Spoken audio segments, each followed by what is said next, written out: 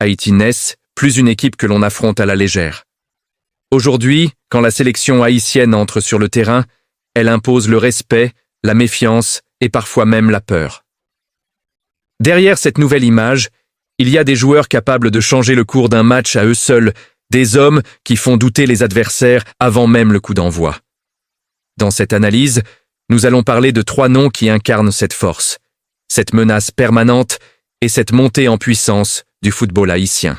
3 joueurs redoutables, 3 piliers et une seule question. Pourquoi Haïti est-elle devenue une équipe que personne ne veut affronter? Le premier, c'est Duken Nazon. Duken Nazon est aujourd'hui l'arme offensive la plus redoutée de l'équipe nationale haïtienne, non pas par effet de mode ou par patriotisme aveugle, mais par des faits, des chiffres et une constance que peu de joueurs de la zone CONCACAF peuvent revendiquer. Dès qu'Haïti entre sur le terrain, les défenses adverses savent exactement où se situe le danger principal, et pourtant, malgré cette prévisibilité apparente, Nazon continue de frapper, de marquer et de peser sur les matchs comme un avant-centre de très haut niveau. Son profil est celui d'un attaquant complet, capable de jouer dos au but, de prendre la profondeur, de finir dans la surface comme de marquer de loin, mais surtout d'un joueur qui comprend le tempo des grands rendez-vous internationaux. Dans les éliminatoires de la Coupe du Monde, il a été le visage de la qualification haïtienne, inscrivant des buts décisifs à des moments où la pression était maximale, lorsque l'erreur n'était plus permise.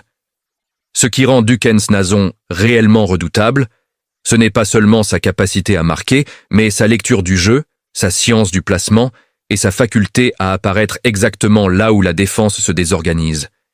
Il ne force pas le jeu inutilement, il attend, il observe, puis il frappe. Dans un football international où les blocs sont souvent bas contre Haïti, Nazon est celui qui transforme une demi-occasion en but, celui qui oblige les entraîneurs adverses à modifier leur plan, à doubler le marquage, à reculer leur ligne, ce qui libère de l'espace pour ses coéquipiers. Son leadership silencieux est également une force majeure. Il ne crie pas, ne gesticule pas, mais son langage corporel, sa détermination et sa régularité imposent le respect. Les jeunes joueurs le regardent comme une référence, les adversaires comme une menace permanente. À chaque ballon touché dans les 30 derniers mètres, il y a un frisson, une tension, une attente, car tout le monde sait que l'action peut se transformer en but. Dans une sélection haïtienne souvent critiquée pour son manque de structure, Duken Nazon représente la certitude, le point fixe autour duquel le jeu offensif s'articule. Il incarne cette capacité rare à faire basculer un match sur un détail, un contrôle orienté, une frappe instantanée, un appel tranchant. C'est cette efficacité froide, presque clinique, qui fait de lui l'un des joueurs les plus redoutables non seulement d'Haïti, mais de toute la zone caribéenne. Le deuxième, c'est Johnny Placide. Quant à lui, est l'exact opposé stylistique de Nazon, mais son importance et son caractère redoutable sont tout aussi déterminants. Gardien de but, capitaine, dernier rempart, Placide est la mémoire vivante de cette sélection haïtienne moderne. Son expérience internationale dépasse celle de la majorité des joueurs de la CONCACAF. Et cela se ressent dans chaque intervention, chaque sortie aérienne, chaque prise de balle sous pression. Ce qui rend Johnny Placide redoutable, ce n'est pas seulement sa capacité à arrêter des tirs, mais sa gestion des temps faibles. Haïti est une équipe qui, historiquement, concède beaucoup d'occasions face aux nations plus structurées, et dans ces moments-là, Placide devient un mur psychologique pour l'adversaire. Les attaquants frappent, ils repoussent, ils tentent à nouveau, ils anticipent, et progressivement, le doute s'installe. Combien des équipes ont vu leur domination stérile se transformer en frustration face à un Johnny Placide infranchissable? Sa lecture du jeu est exceptionnelle, notamment sur les centres et les coups de pied arrêtés, secteur où Haïti a souvent été en difficulté par le passé. Placide rassure sa défense, la replace, la dirige, parle constamment, impose un calme presque déroutant dans les moments de tempête. Son rôle de capitaine n'est pas symbolique, il est fonctionnel. Il est celui qui canalise les émotions, qui empêche l'équipe de paniquer après un but encaissé ou une décision arbitrale contestée. Dans les grands matchs, quand la pression monte, Placide élève son niveau de jeu, comme si l'enjeu le nourrissait plutôt que de l'écraser. Les pénaltys, les face-à-face, les frappes à bout portant, il les aborde avec une sérénité qui désarme l'adversaire. Et même lorsqu'il encaisse, son attitude reste la même, concentrée, professionnelle, tournée vers la relance et la prochaine action. Cette stabilité mentale est extrêmement rare et précieuse dans une sélection nationale. Johnny Placide est redoutable parce que il enlève aux adversaires, une des armes les plus importantes du football moderne. Espoir facile. Tant qu'il est sur le terrain, Haïti est en vie, même dominé, même acculé, car il suffit d'un arrêt, d'une parade décisive, pour relancer totalement la dynamique du match. Derrick Etienne Jr. complète ce trio redoutable par un profil explosif, imprévisible et profondément moderne. Joueur de couloir capable d'évoluer plus axialement, Etienne Jr. apporte à Haïti ce que peu de sélections caribéennes possèdent. La vitesse associée à intelligence tactique. Son jeu n'est pas seulement basé sur la percussion brute, mais sur une compréhension fine des espaces et du timing. Lorsqu'il reçoit le ballon, il sait immédiatement s'il doit provoquer, temporiser, combiner ou plonger dans le dos de la défense. Cette polyvalence le rend extrêmement difficile à neutraliser car il ne joue jamais de la même manière 2 actions de suite. Les latéraux adverses sont constamment sur le fil, hésitant entre serrer le marquage ou garder de la profondeur. Et cette hésitation suffit souvent à créer un déséquilibre. Etienne Jr. est également un joueur de transition exceptionnel. Dès la récupération du ballon, il se projette, étire le jeu, oblige l'adversaire à reculer précipitamment. Dans une équipe haïtienne qui aime jouer en contre, sa vitesse est une arme stratégique majeure. Mais réduire Derrick Etienne Jr. à un simple joueur rapide serait une erreur d'analyse. Il a progressé dans sa prise de décision, dans la qualité de ses centres, dans sa capacité à jouer juste sous pression. Son expérience en championnat nord-américain et international se ressent dans son calme face aux situations complexes. Il n'hésite pas à revenir défendre, à fermer son couloir, à faire les efforts invisibles qui ne figurent pas dans les statistiques, mais qui font gagner des matchs. Ce qui le rend véritablement redoutable, c'est son impact psychologique sur le rythme du jeu. Quand Etienne Jr. accélère, le match change de dimension. Le tempo s'emballe, les lignes s'étirent. Et Haïti trouve alors des espaces qu'elle n'avait pas auparavant. Il est le joueur qui casse les plans tactiques trop rigides, celui qui force l'adversaire à s'adapter en permanence. Dans les grands rendez-vous, il est souvent à l'origine des actions décisives, par une course, un appel, une percussion qui désorganise toute une structure défensive. Pris individuellement, Dukens Nazon, Johnny Placide et Derrick Etienne Jr. sont déjà des joueurs de haut niveau. Mais c'est ensemble qu'ils deviennent véritablement redoutables. Ils incarnent 3 piliers fondamentaux du football, l'efficacité offensive, la sécurité défensive et la transition rapide. Leur complémentarité donne à Haïti une identité claire, lisible, mais difficile à contrer.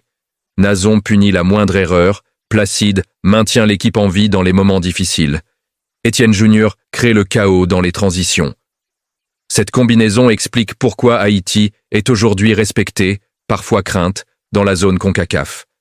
Les adversaires savent que même en dominant, même en contrôlant, un détail peut tout faire basculer. Un centre pour Nazon, une parade de Placide, une accélération d'Etienne Jr. et le scénario du match change. Ces 3 joueurs ne sont pas seulement talentueux, ils sont décisifs, constants et mentalement solides.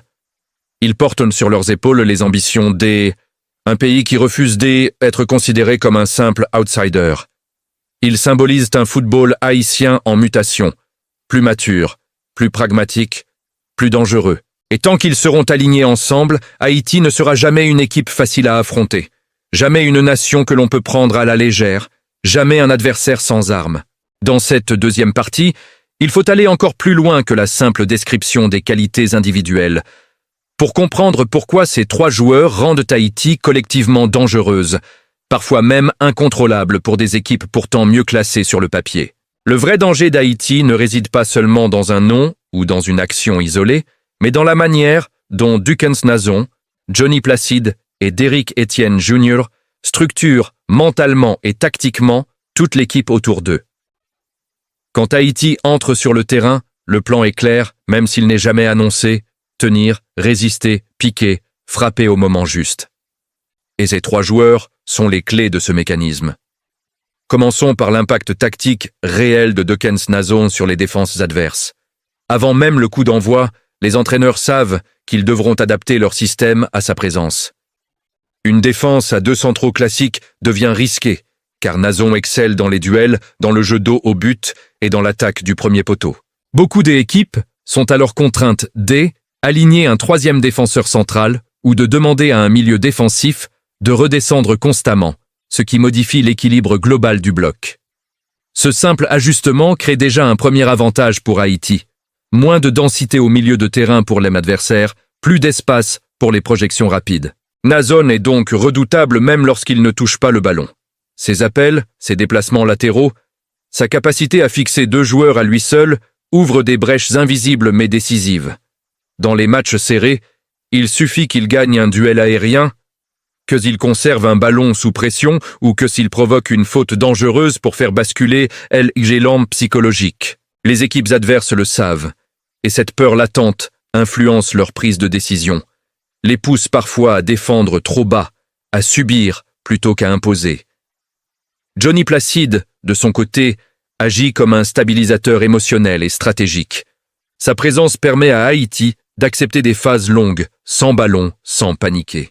Là où d'autres sélections se désorganisent sous la pression, Haïti reste compact parce que le dernier rempart inspire une confiance totale. Les défenseurs savent qu'ils peuvent défendre agressivement, couper des trajectoires, tenter des interventions risquées, car Placide est derrière pour corriger l'erreur éventuelle. Cette assurance collective est un luxe rare dans le football international. Elle permet à Haïti de jouer plus haut, par moment, de resserrer les lignes, puis de reculer intelligemment sans exploser. Placide est aussi un acteur clé de la relance. Son jeu au pied, souvent sous-estimé, permet de casser le pressing adverse par des dégagements précis ou des relances rapides sur les ailes. Une équipe qui presse Haïti trop haut prend alors le risque de se faire transpercer en quelques secondes. Et là encore, le danger ne vient pas d'un exploit spectaculaire, mais d'une efficacité froide, méthodique. Derrick Etienne Jr. est l'élément de déséquilibre permanent dans ce système. Il est le lien entre la solidité défensive et la projection offensive. Dès que Haïti récupère le ballon, son premier regard est orienté vers l'avant. Il n'attend pas que le bloc se replace, il provoque immédiatement. Cette mentalité est cruciale, car elle empêche l'adversaire de respirer. Même après une longue phase de domination, une seule accélération d'Etienne Jr. suffit à rappeler que le danger est constant. Les équipes commencent alors à hésiter, à attaquer avec moins de joueurs, à garder un latéral plus bas, ce qui réduit leur puissance offensive. Etienne Jr. impose donc une forme de retenue tactique chez l'adversaire, simplement par sa présence et son explosivité. Ce trio agit aussi comme un catalyseur pour les autres joueurs de la sélection. Autour d'eux, les rôles sont clairs. Les milieux savent qu'ils doivent récupérer et jouer vite vers l'avant. Les latéraux comprennent que leurs montées doivent être mesurées mais tranchantes. Les jeunes joueurs entrent sur le terrain avec moins de pression, car les responsabilités majeures sont assumées par ces leaders naturels. Cette clarté dans la hiérarchie interne est l'un des secrets de la dangerosité d'Haïti. Il n'y a pas de confusion sur qui doit faire quoi dans les moments clés. Il faut aussi parler de l'impact psychologique sur les adversaires de la zone CONCACAF. Haïti n'est plus perçue comme une équipe naïve ou désorganisée. Elle est désormais considérée comme une sélection capable de punir la moindre erreur. Les souvenirs récents de matchs où Haïti a tenu tête, voire dominé, des équipes plus huppées restent gravées dans les mémoires. Dekens Nazon qui marque contre le cours du jeu, Johnny Placide qui multiplie les arrêts décisifs, Derrick Etienne Jr. qui surgit en contre dans les dernières minutes. Ces images nourrissent une réputation. Et dans le football international, la réputation est une arme à part entière. Cette peur diffuse modifie la préparation des matchs. Les adversaires passent plus de temps à analyser Haïti, à travailler des scénarios défensifs spécifiques, parfois au détriment de leur propre identité de jeu. Ils entrent sur le terrain avec l'idée qu'un match nul serait déjà un bon résultat. Et c'est précisément dans ce contexte que Haïti devient la plus dangereuse. Car une équipe qui joue pour ne pas perdre finit souvent par perdre. Enfin, ce trio symbolise une évolution profonde du football haïtien. On n'est plus dans un football uniquement basé sur l'instinct ou la générosité. On est dans un football plus mature, plus calculé, où chaque phase du jeu a un sens. Nazone incarne l'efficacité, Placide la stabilité, Étienne Junior la transition. Ensemble, ils forment une colonne vertébrale crédible, respectée et redoutée. Et tant que cette ossature restera en place, Haïti continuera d'être cette équipe imprévisible, capable de résister longtemps, puis de frapper là où on l'attend le moins.